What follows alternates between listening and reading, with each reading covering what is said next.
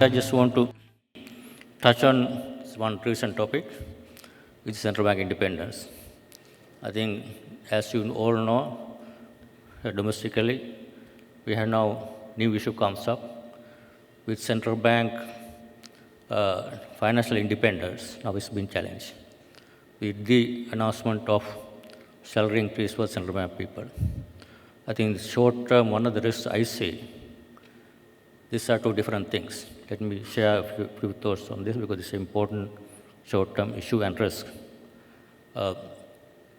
Central bank is a state-owned enterprise, that's correct, public institution. But why central bank should be independent? Because central bank is not a public institution that is making or supposed to making big profits or losses. We are policy-making institution.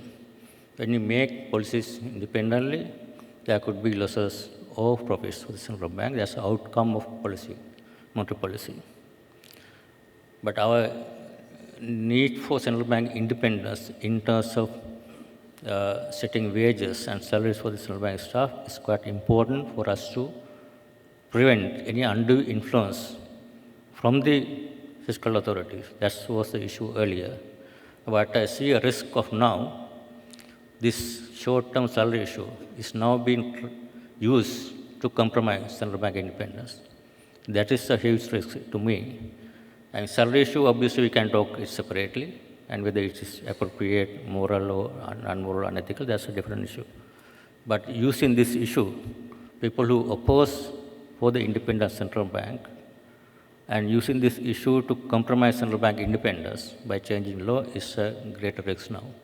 That's why I just want to share that thought. And we are now much more accountable to the parliament and public. That's why historically, central bank has been setting wages and salaries for central bank staff independently. It's the first time we are coming out and explaining to the public and parliament why we had done this. We have reasons why we have done that. But using that, and there's a lot of talk going on, using this opportunity to compromise central bank independence is a greater risk.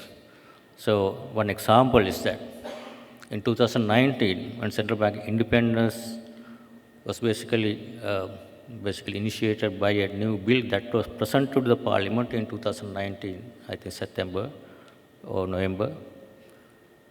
Same bill that was presented, but then new administration came into power, took the policy decision.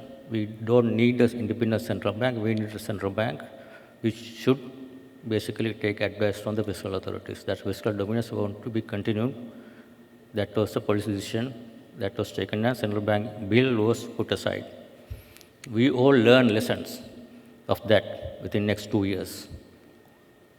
The fiscal dominance monetary policy, we ended up in a crisis. So I think with the independent central bank, we have been able to bring back the stability.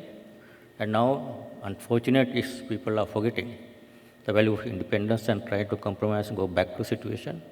It's a huge risk. So I just want to make that remark for you to understand why it is important to maintain independent central bank. It's not another state-owned enterprises.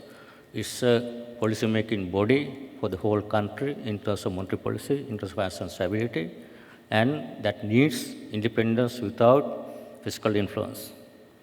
Any measure that could compromise the independent central bank in financial independence could have risk going forward.